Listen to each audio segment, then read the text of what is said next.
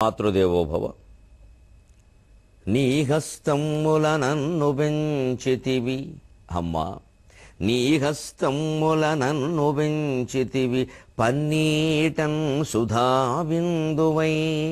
నీ హస్తముల కాపుగాచితివి, మున్నీటన్ మహానౌకవై. అమ్మా, నీ హస్తముల నన్ను పెంచితివి, పన్నీటన్ సుధాబిందువై. నీ హస్తముల కాపుగాచితివి, మున్నీటన్ మహానౌకవై.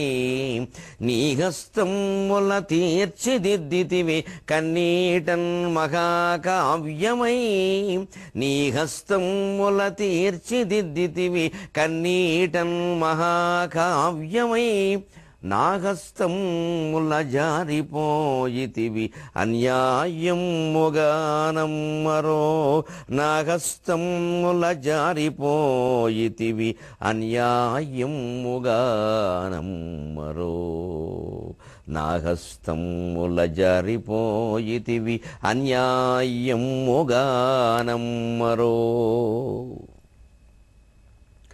ఏబిఎన్ ఆంధ్రజ్యోతి ప్రేక్షక మహాశయులందరికీ నవజీవన వేదం అనే కార్యక్రమంలో 739వ భాగానికి స్వాగతం పలుకుతున్నాం. తల్లిదండ్రుల పని ఏమిటి అంటే, నీ హస్తముల నన్ను పెంచితివి, పన్నీటను సుధాబిందువై.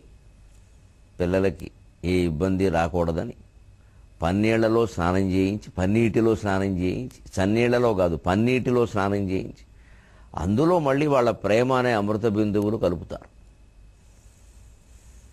అంత బాగా చూసుకుంటారు పిల్లల్ని. నీ హస్తముల కాపుగాచితివి, మున్నీటన్ మహానౌకవై.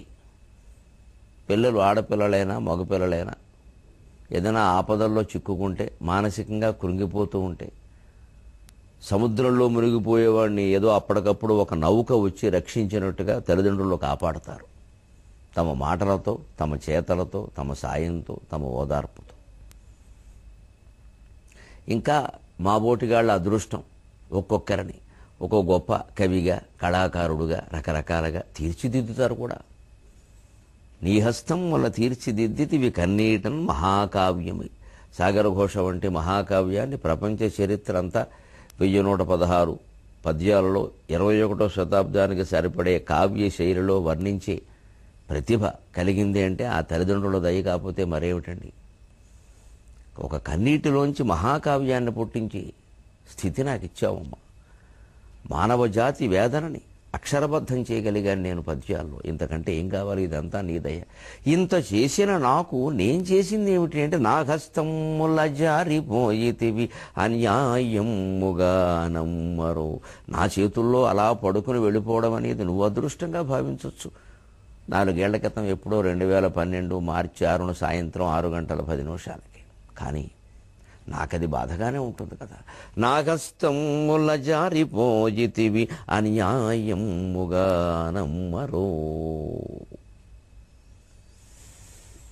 మాతృప్రార్థన పేరు మీద అన్నీ ఉత్తేజకరమైన ఉత్సాహకరమైన ప్రార్థనలే ఉన్నా, కొన్ని సందర్భాన్ని బట్టి, జీవితంలో ఎదురైన సందర్భాలను బట్టి కరుణారసమయమైనవి కూడా ఉంటాయి. వాటిని మనం రసాత్మకంగానే స్వీకరించాలి. ఇక నుంచి బహుశా 3-4 వారాల పాటు వస్తాయి మా అమ్మ స్మృతి పద్యాలు. చాలామంది కోరుతున్నారు, మీ అమ్మగారు మరణించినప్పుడు మీరేవో 10-12 పద్యాలు వెళ్ళారట, అవి చాలా ఆర్ద్రంగా ఉన్నాయి, చెప్పండి అంటే ఎంతమందికి విడిగా చెబుతాం. ఇక నుంచి నవజీవన వేదంలో వరుసగా ఆ 10-12 పద్యాలు వస్తాయి, చూద్దాం. ఇక భువన విజయ కథాక్రమ వర్ణనలో మనం అష్టదిగ్గజాల కవితా విశేషాలను చూశాం. ఇక స్వయంగా కృష్ణదేవరాయలు ఎంత గొప్పవాడండి. రాజు, రాజ్యం, రణములు, మారణములు, ఖడ్గ తోరణములు అవన్నీ పక్కనట్టండి.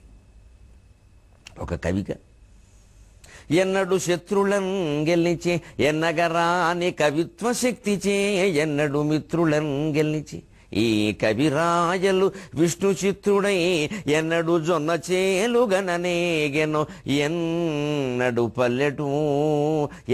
పల్లెటూళ్ళు గననేగెను ఎన్నడు జొన్న చేలుగననేగెను ఎన్నడు పల్లెటూళ్ళ భాగ్యోన్నతి చూచెను కవిత ఊయలలోగెను వాని కౌగిటన్ ఎన్నడు జొన్న చేలుగననేగెను ఎన్నడు పల్లెటూళ్ళ భాగ్యోన్నతి చూచెను కవిత ఊయలలోగెను వాని కౌగిటన్ అని రాయల కవిత్వాన్ని వర్ణిస్తున్నాడు సాగర ఘోష కావ్యంలో కవి. ఎన్నడు శత్రులన్ గెలిచి ఎన్నగరాని కవిత్వ శక్తిచే ఎన్నడు మిత్రులన్ గెలిచి. రాజులు శత్రువుల్ని గెలవడం సర్వసామాన్యం, ఓడిపోవడము సామాన్యం. వాటిని కవులు కావ్యాల అంకితం ఇచ్చినప్పుడు తమ కావ్యాల్లో వర్ణించడం కూడా సాధారణమే. కానీ శత్రువుల్ని గెలవడంతో పాటు ఈయన మిత్రుల్ని గెలిచాడండి. మిత్రుల్ని గెలవాల్సిన అవసరమేమిటి అనొద్దు, మిత్రుల హృదయాల్ని గెలవడం. ఆ హృదయాన్ని గెలవాలంటే రసజ్ఞత ఉండాలి. ఏదైనా ఒక కళలో చేయి తిరిగిన వాడే ఉండాలి. రాయలు కవిత్వంలో అటువంటి వాడు. అటువంటి కవితాశక్తితో కవిమిత్రులు పండిత మిత్రులైన వాళ్ళ హృదయాలను కూడా గెలిచి, అసలు మనం కావ్యం అంకితం ఇచ్చామంటే, ఇటువంటి రాజుకి ఇచ్చామంటే ఆ విషయాన్ని గర్వంగా చెప్పుకోవచ్చు. లేకపోతే అనామకుడైన రాజుకు, అరసికుడైన రాజుకు, అవివేకి అయిన రాజుకు ఇస్తే కేవలం సంపదల కోసం ఇచ్చామంటారు అని అష్టదిగ్గజ కవులు ఆనందించారు. ఈ రకమైన అప్రతిష్ట వాళ్ళకి కలగలేదు. కృష్ణదేవరాయలకి ఎందుకు ఇచ్చారు వాళ్ళని ఎవరో అడిగే సాహసం చెయ్యాల. ఎందుకు ఇవ్వకూడదని అడుగుతారు వాళ్ళు. ఇవ్వడానికి ఇంకేం అర్హతలు కావాలో చెప్పండి మా కృష్ణదేవరాయల కంటే. ఎందుకంటే ఓ పక్క యుద్ధాల పరిపాలించింది ఇంత చేస్తే 1509 నుంచి 1530 అని చెబుతారు చరిత్రలో. 21 సంవత్సరాల. అప్పటికి ఆయన వయస్సు కూడా ఇంచుమించు 25 ఏళ్ళు 30 ఏళ్ళ. అంటే ఆయన బతికింది 50-55 సంవత్సరాలు మించి లేదా? అంత కూడా వయస్సు ఉందో లేదో. అప్పటికే తళికోట యుద్ధంలో విజయనగర పతనం అయిపోయింది. అంతకుముందే ఆయన మరణం అయిపోయిందా?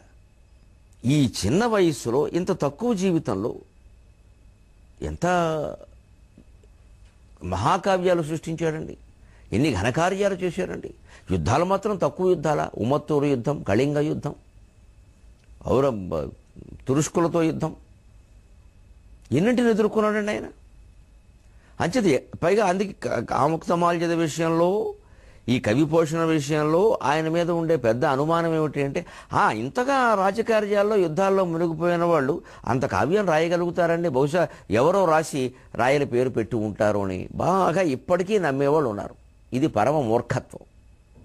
మనకి అనుమానాలు ఎందుకు వస్తాయంటే, అసలు రాయల వారు తనని గురించి తాను చెప్పుకోవలసిన పద్యాల్లో అలసాని పెద్దన గారు మనుచరిత్రలో ఏ పద్యాలు చెప్పాడో తన గురించి వాటినే ఇందులో పెట్టుకున్నాడు. అది ఔచిత్యం అండి. తన గురించి తాను ఎలా చెప్పుకుంటాడండి? అందుకే ఆ మహారాజుకి నమస్కారం చేయాలి మనం, ఆ వివేకానికి, ఆ ఆత్మస్థుతి వైముఖ్యానికి. అది మానేసి ఆయన ఆ పద్యాలు ఇందులో ఉన్నాయి కాబట్టి ఇది కూడా ఆయనే రాసి ఉంటాడు. ఇది విచిత్ర విమర్శ. అసలు అలసాని పెద్దన మనుచరిత్రని, ఆముక్తమాల్యదని దగ్గర పెట్టుకుని పరిశీలిస్తే ఒక్క పద్యం కూడా సమానంగా ఉండదండి. ఒక్క పద్యం కూడా. కేవలం తన గురించి తాను చెప్పుకోవడం మంచిది కాదని అప్పటికే ప్రసిద్ధులైనటువంటి కవులు చెప్పిన పద్యాలను అందులో చేర్చుకుంటే ఇవి కూడా ఆయన రాసినట్ట. ఈ అవివేకపూరితమైన విమర్శను మనం మానుకోవాలి. పైగా తీరిక ఉందా అంటారండి. విచిత్రమైన మాట. కవిత్వాన్ని రాయడానికి కావలసింది తీరిక కాదమ్మా, తీవ్రమైన కోరిక. తీరిక ఉన్న వాళ్ళందరూ కవిత్వం రాస్తున్నారా? ఆముదం రాస్తున్నారు, పేడ రాస్తున్నారు, కూర్చుని వీపు గోడకు రాస్తున్నారు. కవిత్వం ఎవడో రాయడం లేదు. తీరిక ఉంటే కవిత్వం రాస్తారా? తీరిక ఉంటే సొల్లు కబుర్లు, పనికిమాలిన మాటలు, ఆత్మస్థుతి, పరనింద ఇవన్నీ వస్తాయి. కవిత్వాలు రావండి. కవిత్వము కళలు రావాలని తీరిక ఉండకూడదు. ప్రశాంతత ఉండాలి, తీరిక ఉండకూడదు. తీరిక వేరు, ప్రశాంతత వేరు. యోగవాసిష్టంలో చెబుతాడు, నిత్యం ఒక్కొక్క యజమాని తన సంస్థల్లో, తన సామాజిక జీవితంలో చాలా చురుగ్గా ఉంటాడు, నిప్పుల మీద నడుస్తున్నట్టుగా. కానీ ఎప్పుడూ మనస్సులో ప్రశాంతంగా ఉంటాడు. అంతఃశీతలతాయా స్యాత్ తదనంత తపఃఫలం. అంతఃశీతలత్వం, ఆ మానసిక ప్రశాంతతతోనే అన్ని పనులు సమయానికి సక్రమంగా చాలా చురుగ్గా చేస్తాడు. చాలా చురుగ్గా, ఒక్క నిమిషం ఆలస్యం ఉండదు, నిమిషం ముందే ఉంటాడు. తీరిక ఉన్నంత మాత్రాన కవిత్వాలు పుడతాయని లేదు, తీరిక లేకుండా పనిచేసినంత మాత్రాన పుడతాయని లేదు. తీరికకి కవిత్వానికి సంబంధం లేదు. ఏ కళకి తీరికకి సంబంధం లేదు. కళ కోరికకి సంబంధించింది కానీ తీరికకి సంబంధించింది కాదు. ఆ కోరికలు కూడా స్వార్థమై ఉండకూడదు. జగత్తు మీద ప్రేమ ఉండాలి. విశ్వశ్రేయ కావ్యం, అందరి శ్రేయస్సును కోరేవాడే కవిత్వం రాయాలి. ఒక వర్గ దృక్పథంతో రాశాం, ఇవన్నీ అనవసరమైన మాటలేవి. ఇంకో వర్గం వాడు ఇంకోటి రాస్తాడు, రెండిటికి పోటీ ఘర్షణ, రెండు పోతాయి. వాళ్ళు పడుతున్నారు, అదో గొడవ తీసిపారే అంటాడు. అందరికీ పనికొచ్చేటువంటి వర్ణనలు చేస్తూనే అందులోనే సానుభూతి కరుణ కురిపించచ్చండి. ప్రత్యేకించి ఒక వర్గానికి కొమ్ము కాసి నేను ఫలానా వర్గం కవిని అని చెప్పుకోవడం అంటే కవికి అంతకంటే నీచత్వం ఇంకోటి లేదు. ఏ వర్గానికి మనం సంబంధించాం, మనం స్థాపించదలుచుకున్నది స్వర్గం, ప్రతి మనిషి సుఖంగా ఉండే స్వర్గం. మనం ఎవరిని భయపెట్టకూడదు, మనం ఎవరికీ భయపడకూడదు, మనం ఎవరికీ బానిస కాకూడదు, మనకి ఎవరూ బానిసగా ఉండాలని కోరుకోకూడదు. ఇదే ఉదాత్తమైన సిద్ధాంతం. అటువంటిది కవిత్వం ద్వారా సాధ్యం అవుతుంది. ఎలా సాధ్యం అవుతుందో ఆముక్తమాల్య ద్వారానే చేశాడు, చెప్పి చూపించాడు ఆయన. ఎన్నడు శత్రులన్ గెలిచే ఎన్నగరా అనే కవిత్వ శక్తి చే, ఎన్నడు మిత్రులన్ గెలిచే, ఎన్నడు జొన్నచే మిత్రులన్ గెలిచే ఈ కవిరాయలు విష్ణు చిత్తుడై, ఎన్నడు జొన్న చేలుగననేగెను, ఎన్నడు పల్లెటూళ్ళ భాగ్యోన్నతి చూచెను, కవిత ఓయలలోగెను వాని కౌగిటను. ఈ కవిరాయలు విష్ణు చిత్తుడై అన్నాడు కవి. ఎందుకని? ఆముక్తమాల్యదలో విష్ణు చిత్తుడు ప్రధాన పాత్ర. నిజంగా ఆయన రాయలు కూడా విష్ణు చిత్తుడే, విష్ణువునందే చిత్తమును సమర్పించినవాడు కాబట్టి ఆ కావ్యం రాయగలిగాడు. అయితే అంత భక్తిరసం ఎలా వస్తుందండి? ఆ మాలదాసుని తాండవం వాడుతూ ఆ భగవంతుని మీద పాడే కీర్తనల్ని ఆయన పద్యాల్లో వర్ణిస్తాడు, మనం తాండవం వాడిస్తాడు. ఉద్యత్తండవం వాడు నా చండాలేతరశీలుడు అంటూను అయ్యి ఎంత అందమైన పద్యాలు రాస్తాడు. భక్తిలో భక్తి, రాజకీయంలో రాజకీయం, నీతిలో నీతి, ధర్మానికి ధర్మం, శృంగారానికి శృంగారం అన్నీ గుప్పించాడు. అసలు ఇంత పరిస్థితిలో ఎప్పుడు జొన్నచేలు చూశాడండి. ఎందుకంటే జొన్నచేలు మీద పద్యాలు చెప్పాడు ఆయన. పిసిగిళ్ళు అని జొన్నచేలలో పచ్చి మొక్కజొన్న పొత్తులు ఎలా నలుపుతున్నారు జొన్నల కోసం.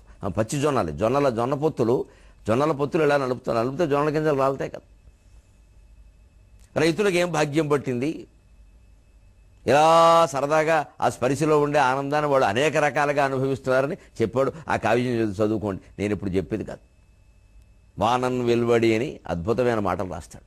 ఒక రైతు కోసం రైతు భార్య పైన చద్ది మూట తీసుకొచ్చింది, చద్దన్నం. ఆ పైన ఇలా వర్షం కారణంగా గూడు కప్పుకుంది. వసతుల్ వెల్వడి కాపు గుబ్బెతల అనేదో రాస్తాడు. పచ్చి చదువుకోండి, కాస్త గెలడం వరకే నా పని, దాన్ని థ్రిల్లింగ్ పొందడం అంటే మీ పని. నేను ఇక్కడ చెప్పడానికి చాలా బాగుండేటువంటి చాలా నిగూఢమైన రహస్యాలు ఉన్న పద్యం చెబుతాను. ఆయన పల్లెటూళ్ళు చూశాడు, జొన్నచేలు చూశాడు, అక్కడ ఉండేటువంటి కూలి పని వాళ్ళని, ఆడవాళ్ళని, మగవాళ్ళని చూశాడు, వాళ్ళ విలాసాలు వర్ణించాడు. ఇన్ని రకాల వర్ణనలో అక్కడ బ్రాహ్మణులు స్నానాలు చేసి తెల్లారగట్ట ఆ కాలువల తీరాల్లో ఉన్న పంట కాలువల గట్ల మీద ఆ కొంగులు ఉత్తరీయాలు ఇలా పిండినట్టు అక్కడ పెట్టి మర్చిపోయి వెళ్ళిపోయారట. వాళ్ళేం వెళ్ళిపోలేదు. పంట కాలువల చెంత బాతువులు ముడుచుకుని ఇలా రెక్కలు ముడుచుకుని కూర్చుంటే పిండిన వస్త్రాల్లో ఉన్నాయట. నిజంగా అలాగే ఉంటాయండి. అవి నిజంగా పిండిన వస్త్రాలే అనుకుని అయ్యో బ్రాహ్మణులు ఇలా మర్చిపోయి స్నానాలు చేసి తెల్లారగట్ట 4 గంటలకు ఇలా మర్చిపోయి వెళ్ళిపోయారు. వాళ్ళకు ఉండేవే 3-4 వస్త్రాలు. బ్రాహ్మణులకు ఎక్కువ ఆస్తులు ఉండవు. వాడు ధర్మ నిర్వహణ కోసమే ప్రయత్నిస్తారు, దానికి సరిపడే సంపాదించుకుంటారు. ఎక్కువ సంపాదించుకునేవాడు బ్రాహ్మణత్వాన్ని వదులుకోవలసి వస్తుంది. ఎందుకంటే యజ్ఞయాగాదులు, ఆ సంతృప్తికరమైన జీవనం అవి కుదరవు, వెంటనే పిల్లలు పాడైపోతారు.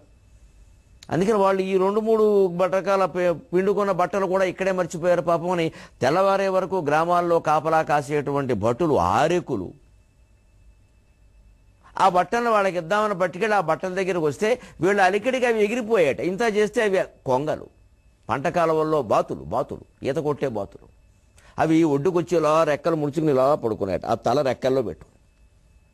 తల పక్షచ్చట గృచ్చి బాతువులు కేదారంపు కుల్యంతరస్థలి నిద్రింపగ సూచి ఆరెకులు ఉషస్నాత ప్రయాత ద్విజావళి పిండీకృత శాటులన్ సవి తదావాసంబుజేర్పంగ రేవులడిగ్గన్ వెసబారు వానిగని నవ్వున్ శాలిగోప్యోఘముల్ అని వీళ్ళ అమాయకత్వానికి అప్పటికే పంట చేలల్లోకి పనిలోకి వచ్చినటువంటి రైతు కూలీ స్త్రీలు ప్రత్యేకంగా వాళ్ళు నవ్వుతున్నారట. వాళ్ళ నవ్వులు చాలా విలాసంగా ఉన్నాడు. ఏ అమాయకులో బాతులను చూసి పిండిన బట్టలు అనుకున్నారు, తెలివితేటలు లేవు అంటూ ఇంత అందంగా వర్ణిస్తాడండి. దాంట్లోనే సామాజిక జీవనం. తెల్లవారులు అలా కాపలా కాసేవారు ఆ భటులు. ఎవరన్నా మర్చిపోయిన వస్త్రాలు పట్టుకెళ్ళి వాళ్ళ ఇంట్లో ఇద్దామనుకునేవారు. అవి ఏదో లాగేసుకుందామని చూడలేదు, ఏం కదండి. అప్పటికే పంట చేలోకి ఏమో కూలివాళ్ళు వచ్చేసేవాళ్ళ 5:30కే. ఇది ఎంత సామాజిక జీవనం ఉందండి. ప్రబంధాల్లో వర్ణనలో ఉరికే ఏదో అంగాంగ వర్ణన తప్పితే సామాజిక స్పృహ లేదు అనడం అంత మూర్ఖత్వం ఇంకోటి ఉందా? చదవకుండా మాట్లాడడం తప్ప. ఈ పెద్ద మనుషులు శ్రీశ్రీ తర్వాత, కృష్ణశాస్త్రి తర్వాత వచ్చే కవిత్వం పుస్తకాలు 4 సంపుటాలు తిరగేసి ఇంక ఈ లంపటంలో పడి ఇక మొత్తం ప్రాచీన కవిత్వాన్ని అంతటే విమర్శించడం. ఇదో 20 ఏళ్ళు 25 ఏళ్ళు మహోద్యమంలా సాగింది, మట్టి గరిచిపోయింది. ఎవడూ పట్టించుకోవట్లేదు ఈ ఉద్యమాన్ని. ఇప్పుడు అందరూ ప్రాచీన కావ్యాలే చదువుతున్నారు. వీరు వెలగబెట్టినటువంటి 10-15 కవితా సంపుటాలన్నీ వీళ్ళ ఇళ్లలోనే మూటలు గట్టి ఉన్నాయి. అక్కడ ఎవడూ చదవలేదు. ఏమైంది? ఏది నిలబడింది? గతకాలము మేలు వచ్చు కాలము కంటేనని చెప్పిన నన్నయ్య గారి మాటే నిలబడింది. సాహిత్యంలో దేనికి విలువ ఇయ్యాలో జనానికి తెలుసు. మనం ఉదరకొట్టి చెప్పక్కర్లేదు సిద్ధాంతాలు. ఏది శాశ్వతమైనటువంటి విలువలతో ఉంటుందో జనానికి తెలుసు. ఇప్పుడు ఎంతమంది అంటే మేము ఆముక్త మాల్యద, కాళహస్తి మహత్యం, పాండురంగ మహత్యం, ఆంధ్ర మహాభారతం, ఇక ఎన్నో కావ్యాలు, మనుచరిత్ర ఇలాంటివి టీవీలో చెప్పడం, అప్పుడప్పుడు ప్రస్తావించడం చేస్తే ఎంతమంది ఆ పుస్తకాలు ఎక్కడండి, ఎలా దొరుకుతాయండి, ఏమండి వ్యాఖ్యానం ఉందండి, లేకపోతే మీరు రాయండి అని ఎంత ఒత్తిడి చేస్తున్నారు. మరి 60 ఏళ్ల పాటు వచ్చినటువంటి మహాకవితా ప్రవాహానికి ఎవరు చదవకపోగా ఏమీ రాయమని కూడా ఎవరిని అడగలేదే. సామాజిక స్పృహ దేంట్లో ఉంది? ఆలోచించి మాట్లాడాలి, చదివి మాట్లాడాలి, 4 రకాల చదవాలి, అప్పుడు తెలుస్తుంది. ఇంకెప్పుడు ఆ కళ్ళజోడు, దిక్కుమాలిన కళ్ళజోడు 6 ఏళ్ల వయసులో పట్టుకుని 60 ఏళ్ల వరకు అదే కళ్ళజోడు బసి పెట్టేసినా సరే ఆ కళ్ళజోడుతోనే చూడడం ప్రపంచాన్ని అంతటిని. కళ్ళతో చూడడం, కళ్ళజోడుతో చూస్తాడు వీడు, ఏమీ కనపడదు. ఇంకా కృష్ణదేవరాయలు అపూర్వమైనటువంటి సామాజిక స్పృహతో సమాజాన్ని ఇప్పుడు పట్టి పీడిస్తున్న అనేక సమస్యలకి పరిష్కారాన్ని పరమశృంగారమయమైన పద్యంలో ఎలా చెప్పాడో చూడండి. మలయపు గాలి రేల వనమాలి విమాన పతాక గల్లు మంచులియ పసిండి మువ్వగమిని ఒక్కొక్క మాటు కదల్ప, పసిండి మువ్వగమిని ఒక్కొక్క మాటు కదల్ప, ఉల్కి మిన్నలము తదీయ హేమ వర్ణాంచల చంపక శాఖలం ఉల్కి మిన్నలము తదీయ హేమవర్ణాంచల చంపక శాఖలందు, పక్షులు రొదసేయ వేగనని కూడుదురు అల్కలు దీరి దంపతులు, పక్షులు రొదసేయ వేగనని కూడుదురు అల్కలు దీరి దంపతులు. ఆముక్తమాల్యద ప్రథమాశ్వాసంలోని విలుపుత్తూరుని వర్ణిస్తాడు. ఆ ఊళ్ళో ఉండే విశేషాలను వర్ణిస్తాడు. అర్ధరాత్రి వీచిన ఒక గాలిని వర్ణించాడు. గాలి మీద ఇంత అద్భుతమైన పద్యం రాశాడు తిక్కన శ్రీకృష్ణదేవరాయలు. గాలి మీద అందరూ రాసినటువంటి రకరకాల మలయ సమీర వర్ణన పద్యాలన్నీ పోగేసి ఒక చోట చేరిస్తే ఈ పద్యానికి మనం మొదటి స్థానం ఇచ్చేస్తాం. మలయపు గాలి, అర్ధరాత్రి వేళ దక్షిణ ప్రాంతం నుంచి ఒక గాలి వీచింది, దాన్ని మలయపు గాలి అంటారు, మలయ సమీరం అంటారు. ఎందుకు? భారతదేశానికి దక్షిణ ప్రాంతంలో కేరళ ఉంది, అక్కడ మలయ పర్వతం ఉండేది. అక్కడి నుంచి మంచి గంధపు చెట్లు ఎక్కువ, ఇప్పటికీ కేరళ ప్రాంతంలో మంచి గంధపు చెట్లు ఎక్కువ. అందుకని మలయ అనే మాటలు మలయాళం కూడా అక్కడదే. మలయాళం అనే మాట కూడా మలయ పర్వతం నుంచి వచ్చింది.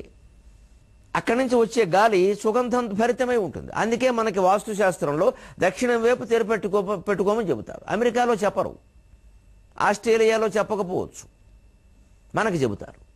కారణం అది. దాన్ని సెంటిమెంట్ చేసి దక్షిణంలో ఏముడు దేవత ఉంటాడు తెలిపెట్టకపోతే ఆ దేవతకు కోపం వస్తుంది, వాడు దస్తావేజుల్లోకి ప్రవేశించి యజమాని ఎక్కడున్నాడో పట్టుకుని వాడికి జ్వరం మృత్యు వచ్చేలా చేస్తాడు. ఇవి పిచ్చి నమ్మకాలు. వాస్తు అది కాదు. దక్షిణం వైపు తెలిపి అంటే భారతదేశంలో ఇల్లు కట్టుకున్నప్పుడు దక్షిణం వైపున మలయ పర్వతం ఉంది కాబట్టి మంచి గంధపు చెట్లు అక్కడ ఎక్కువగా ఉన్నాయి కాబట్టి అక్కడి నుంచి వచ్చే గాలి చల్లగా ప్రశాంతంగా ఉంటుంది కాబట్టి అది మనుషులకు ఆరోగ్యాన్ని కలిగిస్తుంది కాబట్టి భారతదేశంలో కట్టుకునే ఇళ్లకు దక్షిణం వైపున తెరిపెట్టి పెట్టమన్నారు. ఉత్తరం వైపు మూసేయమన్నారు. ఇది ఎక్కువ భాగం. ఎందుకని మంచు కొండలు ఉన్నాయి, హిమాలయ పర్వతాలు, చలిగాలులు వస్తాయి, అవి లోపలికి వస్తే ప్రమాదం. ఇప్పుడు ఈ రెండూ కూడా సుమారుగా వర్తించడం. ఎందుకంటే దక్షిణం ఉత్తరం అన్ని చోట్ల మనకి మలయ పర్వతాలు లేవు, మరిన పర్వతాలు తప్ప. అన్ని అపార్ట్మెంట్లు విపరీతంగా కట్టేశారు. ఏ గాలి ఎవరికి వచ్చే అవకాశం లేదు. ఇంకా ఉన్నంతలో సౌకర్యంగా కట్టుకోవడమే తప్పితే అనవసరంగా వాస్తు గురించి ఆలోచించడం పిచ్చితనం. ఈ ఆధునిక కాలంలో వాస్తు కుదిరే విషయం కాదు. ఆ నమ్మకాలన్నీ ఇప్పుడు పెట్టుకోవడం, దీనికి పైగా దేవతలకి ముడి పెట్టడం విచిత్ర. దేవతలకి దీనికి ఏం సంబంధం లేదండి. అగ్నిదేవుడు వచ్చి మన ఇంట్లో కూర్చుంటాడు ఆగ్నేయం వల్ల. అందరూ అగ్ని ఒకవైపున పుట్టించుకుంటే పొగ వెళ్ళడానికి ఒక దారిగా ఉంటుంది. అదొక యూనిఫామిటీ అంటారు దాని ఆంగ్లంలో, ఏకరూపత. అలాగే ఈశాన్యం వైపు నీళ్ళు అసలు భూగోళం మీద తూర్పుగా తిరుగుంది. భారతదేశ భూగోళం భూమి అది అందరూ ఈశాన్యంగా పెడితే బంగాళాఖాతంలో కలుస్తే నీళ్లు మళ్ళీ ఆవిరవుతే మనకు ఉపయోగపడతాయి. కొందరు ఇటు కొందరు అటు ఉంటే అలాగే దానికోసం పెట్టారు. అది ఈ శాస్త్రాన్ని ఇలా చెప్పేస్తే ఎవరు వ్యాపారాలు చేసే అవకాశం ఉండదు. అందుకే చేస్తారు, చెప్పరు. దీనికి ఏవేవో ముడిపెట్టేసి ఉత్తరం వైపున బీరువా పెట్టకపోతే నీ డబ్బంతా పోతుందని చెబుతాడు. వీడు ఉత్తరం బీరువా ఒకటి పెట్టు కూర్చుంటాడు, పొద్దున 9 వరకు నిద్ర లేవాడు. వీడు డబ్బు పోవడానికి, వీడికి డబ్బు రాకపోవడానికి కారణం 9 వరకు నిద్ర లేవకపోవడం, కానీ ఉత్తరం బీరువా పెట్టకపోవడం కాదు. ఈ బద్ధకం వదిలించుకోడు. ఉత్తరం బీరువా సౌత్ ఫేసింగ్, నాస్ట్ లూజింగ్ అని మొదలెడతాడు. ముందు వీడు ప్రవృత్తి మార్చుకోడు. మనకెవ్వరికీ మన బుద్ధులు మార్చుకోకుండా, మన బద్ధకాలు పోగొట్టుకోకుండా వాస్తు పేరు మీదో జ్యోతిష్యం పేరు మీదో కమ్మేయడం దాన్ని. నా తప్పేం లేదు, అదేదో జరిగింది. మన తప్పు మనం తెలుసుకుంటేనే మన జీవితాలు బాగుపడతాయి. అదే చెబుతున్నాను, నీ తప్పు నువ్వు నీ పద్ధతి నువ్వు తెలుసుకో, ఎందుకు వచ్చిన గొడవని. మలయపు గాలి వనమాలి విమాన పతాక గల్లు మంచులియ. ఆ దక్షిణం ప్రాంతం నుంచి వచ్చినటువంటి సన్నని పిల్లగాలి, అది అర్ధరాత్రి ఎందుకన్నారో సమయం చెప్పడు, పద్యం సందర్భాన్ని బట్టి మనకు తెలుస్తుంది. అదే కవిత్వం. అలా అన్నీ చెప్పేయకూడదు. కప్పి చెప్పేది కవిత్వం, విప్పు చెప్పేది విమర్శ. ఇప్పుడు నేను విప్పు చెబుతాను, ఆయన కప్పి చెప్పాడు. అర్ధరాత్రి ఎక్కడ చెప్పాడు నేను చెబుతాను. వనమాలి విమాన పతాక గల్లు మంచులియ. ఆ ఊళ్ళో విలుపుత్తూరులో మన్నారస్వామి కౌబలం ఉంది. విష్ణుమూర్తిగా క్షేత్రంలో పేరు మన్నారస్వామి. ఆ దక్షిణం వైపు నుంచి ఇలా గాలి అలా అర్ధరాత్రి వేళ ఎప్పుడూ వీయగానే ఆ చిరుగాలికి సవ్వడికి ఆ మువ్వలు సవ్వడి చేసి, ఆ ధ్వజస్తంభానికి ఉండేటువంటి చిరు మువ్వలు పసిండి మువ్వగమినొక్కొక్క మాటు గదల్ప. ఆ మువ్వలు పసిరి మువ్వలు చేయించారు. అలాంటి దాన్ని బట్టే మనం సామాజిక స్పృహ గ్రహించాలి. బంగారపు మువ్వలు ధ్వజస్తంభానుకున్నా పట్టుకుపోయేవాడు ఎవడు లేడా కాలంలో. ఇవాళ పెట్టమన్న స్తంభం కూడా లాక్కెళ్ళిపోతారు. అదే సమాజం. అది పరిశీలించకుండా సామాజిక స్పృహ లేదు. గుడి గురించి చెప్పాడు, దేవుడి గురించి చెప్పాడు. దేవుడి గురించి చెబితే సామాజిక స్పృహ లేనట్ట, పరమ అజ్ఞానం. సమాజం అంటేనే దేవుడు, శంకరాచార్య చెప్పిన మాట. దేవుడి గురించి చెప్పిన ప్రతివాడు సమాజం గురించి చెప్పినట్టే. సమిష్టిరీశ్వరో వ్యష్టిర్జీవో. దైవభక్తి లేకుండా సమాజం ఏమిటండి? అర్థం లేని మాట. దైవభక్తి పాపభీతి లేకపోతే సమాజం ఎప్పుడూ అధోగతిలో ఉంటుంది. ఉన్న దైవభక్తి సరైన మార్గంలో ఉందా లేదా చూడాలి, కానీ దైవభక్తే వద్దు, దేవుడి మీద నమ్మకం వద్దు, సమాజం బాగుండాలంటే సాధ్యమే కాదు. అది దేవుడి నుంచి ఏర్పడిన సమాజం. ఇది దేవుడి నుంచి ఏర్పడిన సృష్టి. దీన్ని సృష్టి చేయాల్సింది కూడా దైవ గ్రంథాల ద్వారానే, దైవత్వం ద్వారానే, భక్తి ద్వారానే. మరో మార్గమే లేదు. ఎప్పుడూ నాస్తికత్వం ద్వారా ఏ సమాజాన్ని ఏ రకంగానూ బాగు చేయలేం. బాగు చేసిన దాఖలాలు కూడా లేవు. మళ్ళీ మనుషుల్లో విపరీత స్వార్థాలు ప్రవేశించి ఒకరినొకడు దోచుకున్నారు. కనీసం వీడికి కొంత పాపభీతి అయినా ఉంది, వాడికి అది కూడా లేదు. అంచేతను ఎప్పుడూ కాపాడేది దైవభక్తి, దేశభక్తి, పాపభీతి, ఆస్తికత ఇవేనండి. అందుకే గుడిని వర్ణించాడంటే సమాజాన్ని వర్ణించినట్టే. ఆ గుడి చుట్టూ వాతావరణం చూడండి ఎలా వర్ణించాడు. గాలి వీచింది, గాలికి మువ్వలు మోగాయి. అప్పుట పసిండి మువ్వగమినొక్కొక్క మాటు కదల్ప ఉల్కి మిన్నలము తదీయ హేమవరణాంచల చెంపక శాఖలందు. హేమవరణాంచలం, ఆ గుడి చుట్టూ ప్రాకారం ఉందిట. అది కూడా హేమవరణాంచలం, బంగార ప్రాకారం. గుడి చుట్టూ బంగార ప్రాకారం ఉన్నా కూడా ఒక్కడెవడు కనీసం చెంచా పెట్టి గోకలేదు. ఇవాళ గుళ్ళో దీపం పొరపాటున ఎవడన్నా జమీందారు ఉండి బంగారపు దీపం చేపిస్తే ఎవడు కొట్టేస్తాడో తెలియదు. అంటే మనకు దేవుడు గుడి ఉంది, దేవుడి మీద నమ్మకం లేదు. గుడి ఉంటే సరిపోయింది ఏమిటి? నమ్మకం ఉండాలిగా. పాపానికి శిక్ష పడుతుంది, ఈ లోకం కాకపోయినా ఆ లోకమైనా తప్పించుకోలేమనే నమ్మకం ఉండాలి. ఆ నమ్మకము పెరగల. పైగా గుళ్ళోకి వెళ్ళి దక్షిణేస్తే పాపాలు పోతాయని చెబుతున్నారు. దీపాలు పెడితే పాపాలు పోతాయి, స్నానాలు చేస్తే పాపాలు పోతాయి అంటే ఇంకే పాపం పెరుగుతుంది. తప్పనిసరిగా భగవంతుడు శిక్షిస్తాడు, నీకు ఇప్పుడే పడిపోతుంది, లేదా వచ్చే జన్మలోనే ఖాయం, పరలోకంలో ఖాయం. ఈ భీతిని పెంచినప్పుడే బాగుంటుందండి. పైగా అనవసరంగా పెంచాల్సిన పని కూడా ఏం లేదని శాస్త్రంలో ఉందండి. త్రిభిర్వర్షై త్రిభిర్మాసై త్రిభిర్పక్షై త్రిభిర్దినై అత్యుత్కటై పుణ్యపాపై ఇహైవ ఫలమశ్నుతే. నీతిశాస్త్రంలో ఉన్నమాటేనండి. మనిషి చేసినటువంటి తీవ్రమైన పాపానికి కానీ లేదా అతి ఉదారమైన పుణ్యానికి కానీ ఫలితాన్ని 3 సంవత్సరాల్లో అనుభవించి తీరతాడు, లేదా 3 మాసాల్లో అనుభవించి తీరతాడు, 3 పక్షాల్లో 15 రోజులు అన్నమాట అనుభవించి తీరతాడు, లేదా 3 రోజుల్లో కూడా అనుభవిస్తాడు. దాని తీవ్రతను బట్టి, దాని ఉదాత్తతను బట్టి 3 రోజుల్లో కూడా. అన్యాయంగా పసిపెట్టిన గొంతు నలిమి చంపేస్తూ ఉంటాడు, వాడు దాన్ని 3 రోజులు అనుభవిస్తాడు. ప్రియుడితో సంబంధం పెట్టుకుని చిన్నపిల్లల్ని కాల్చి చంపేస్తున్నారే, టీవీల్లో వస్తున్నాయి, 3 రోజులు అనుభవిస్తారు ఈ జంట ఈ దుఃఖాన్ని. అది మహాపాపం. అది వాడు ఎదిరించే స్థితిలో లేడు, వాడికి ఏం జరుగుతుందో వాడికి తెలియదు. ఇది పద్యం. ఈ రకంగా ఆ దైవభక్తిని పెంచడం ద్వారా ఎంతగా సమాజాన్ని ఉద్ధరిస్తున్నాడండి. ఆ పసింటి మువ్వగమి, ఆ బంగారపు ప్రాకారాలు, ఇది ఉద్దేశం. ఈ పద్యాన్ని ఇలా ఉత్కంఠలో అట్టుపెట్టి మళ్ళీ 23:30 గంటల్లో మనం దీని సారాంశాన్ని, తద్వారా సమాజానికి అందించినటువంటి గొప్ప చైతన్యాత్మకమైనటువంటి ఉత్తేజాన్ని తెలుసుకుందాం. అంతవరకు తెలుగులో మాట్లాడదాం.